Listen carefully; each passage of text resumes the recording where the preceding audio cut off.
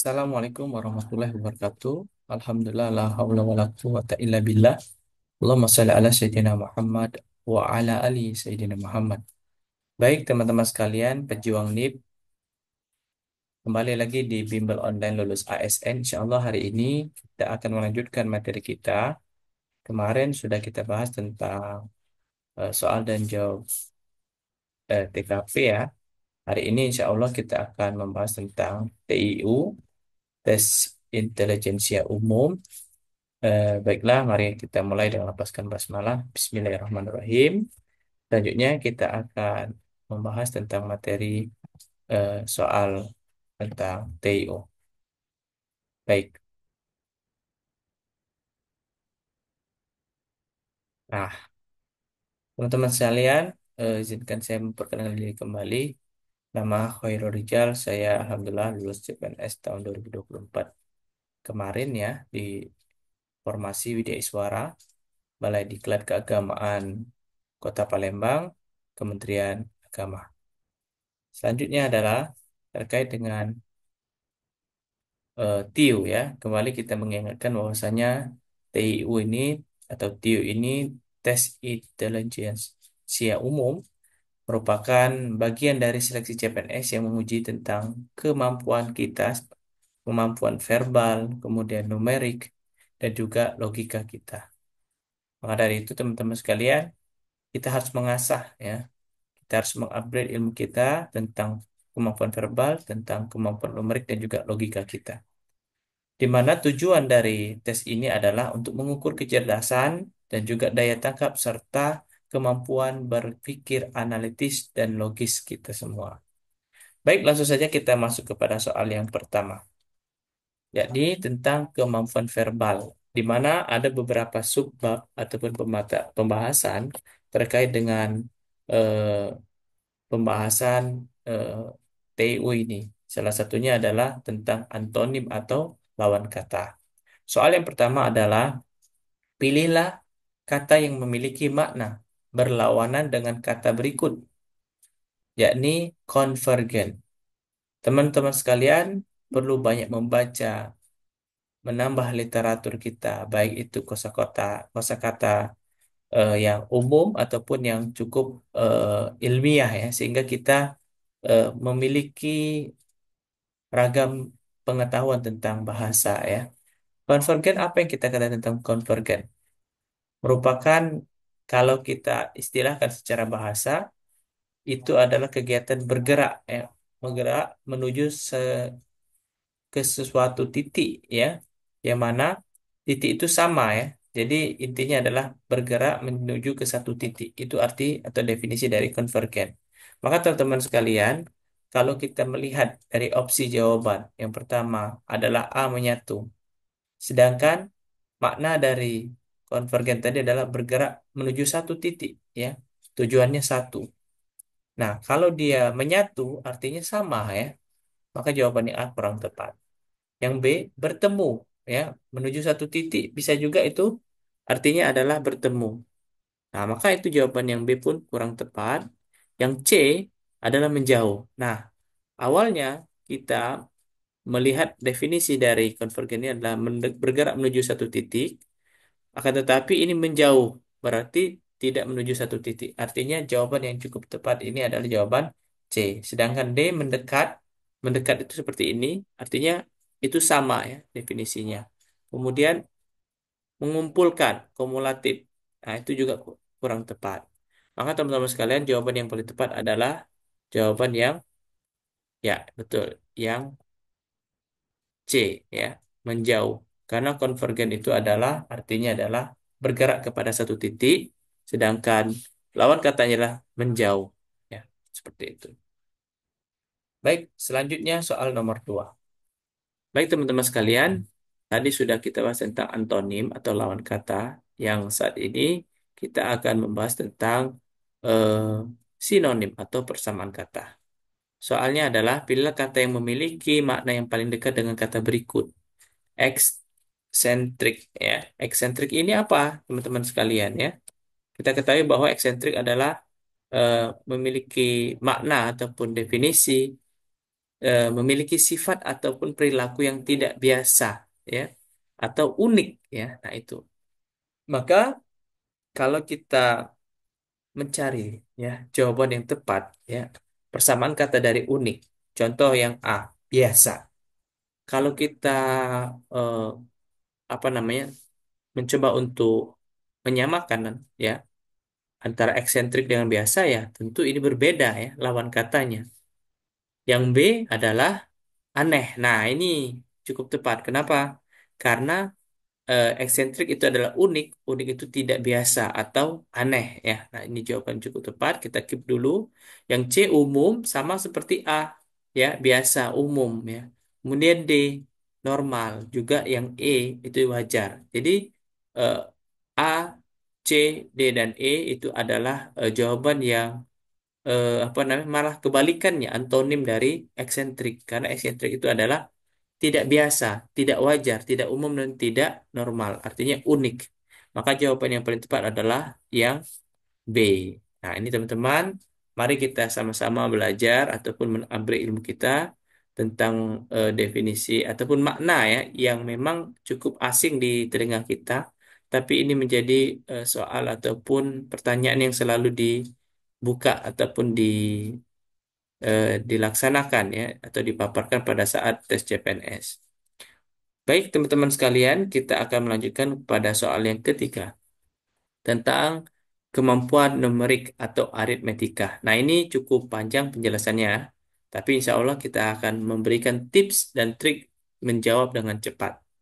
Soalnya adalah jika sebuah toko memberikan diskon, ya, diskonnya berapa? 20% pada barang seharga 250.000.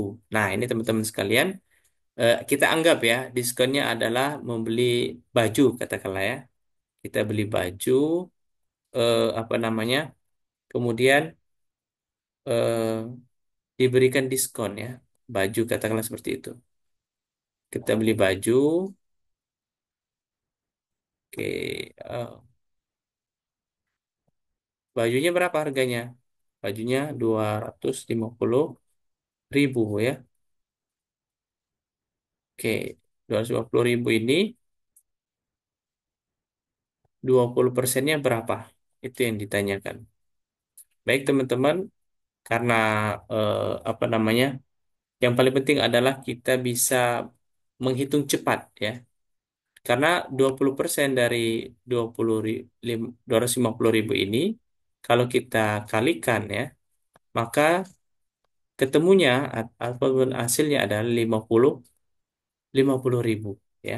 50.000 artinya kalau kita dapati eh, harga baju 250.000 dengan diskon 50.000, maka jawabannya adalah yang tepat adalah eh, 200 200 berapa? 200 ribu, ya. Oke, kita coba sebentar.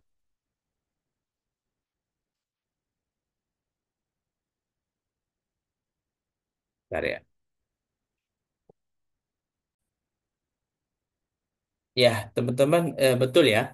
250.000 itu 20%-nya ada 50.000, maka totalnya adalah 200.000 rupiah. Maka jawaban yang tepat adalah opsi A, ya. Jadi kita harus cepat menghitung, ya, bagaimana menghitung cepat dalam melatih, ya, kemampuan aritmetika kita. Mungkin itu untuk pertanyaan nomor 3. Kita akan lanjutkan pertanyaan nomor 4. Kemampuan numerik, ya, ataupun deret angka ini saya sangat senang sekali dengan soal ini karena memang melatih ketangkasan dan juga konsentrasi, ya. Soalnya apa? Tentukan angka berikutnya dalam pola ini. 2, ya.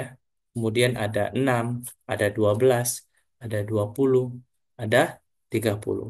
Kalau kita lihat, ya, dari soal ini ada beberapa tips, ya, ataupun trik yang harus kita pahami, ya. Jadi di sini kalau kita lihat dari 2 ke 6, 6 ke 12, 12 ke 20, dan juga 20 ke 30. Kalau kita lihat dari 2 ke 6 ini ada rentan 4 ya. Dari 6 ke 12 itu ada rentan 6. Dari 12 ke 8 ada rentan 8.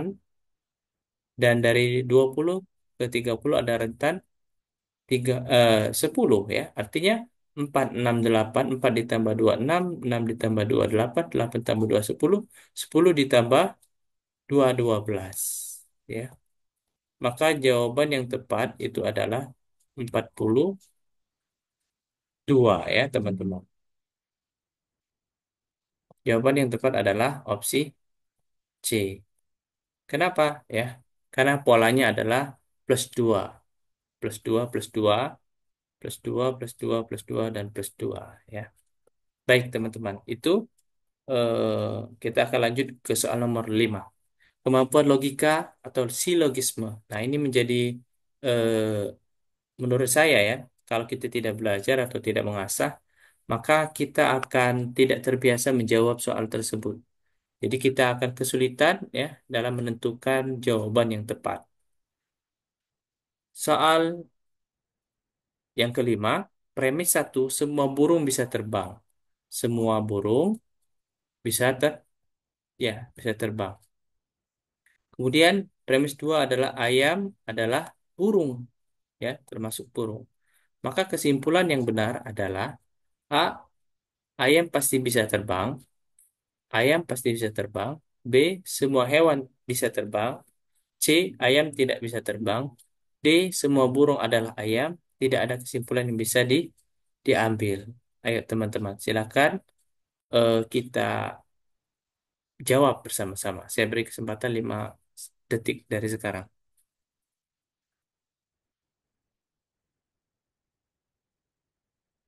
Jadi kalau kita lihat ya analogi ataupun logika ya yang kita pakai terkait dengan eh, bahasa Indonesia ya.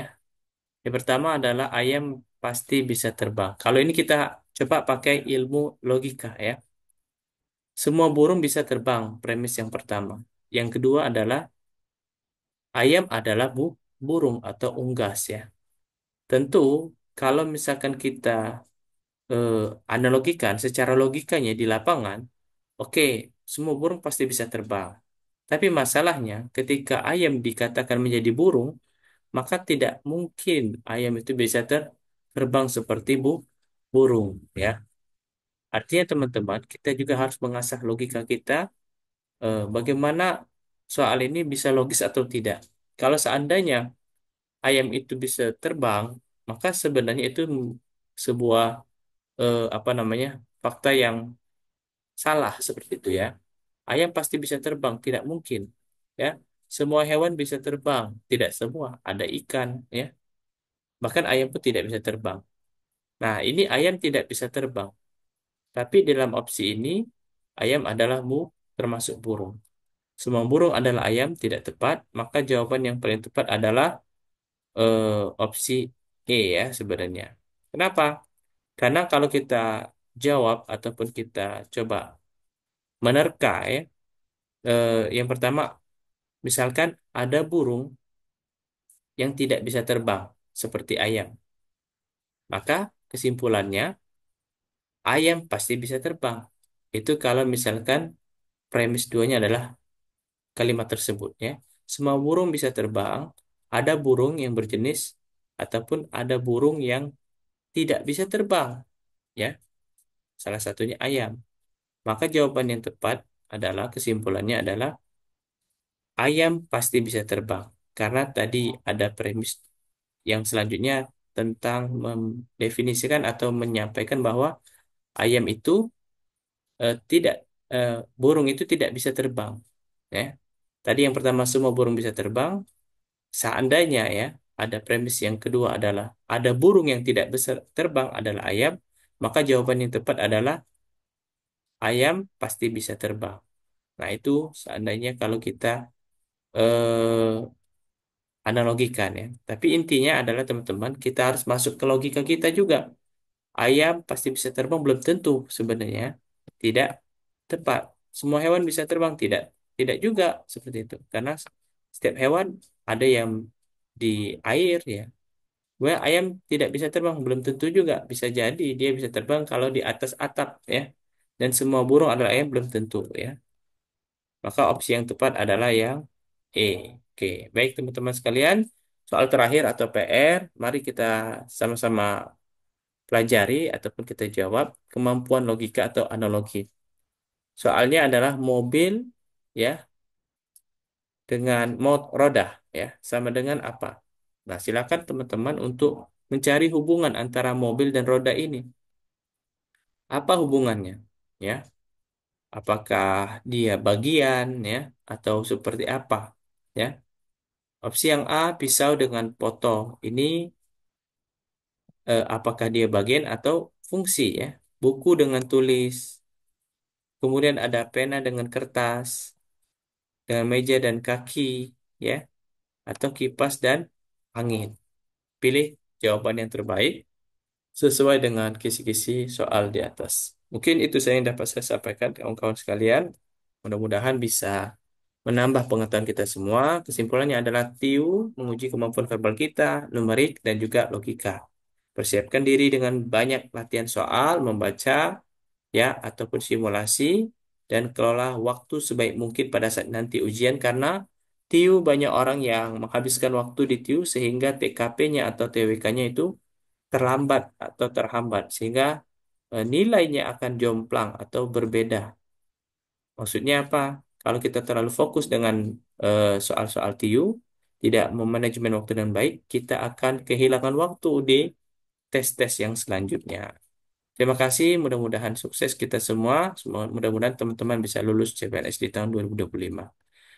Jangan lupa like and subscribe, follow, ikuti akun TikTok dan IG kami, Bimbel Lulus ASN. Mudah-mudahan bermanfaat. Saya akhiri. Wassalamualaikum warahmatullahi wabarakatuh.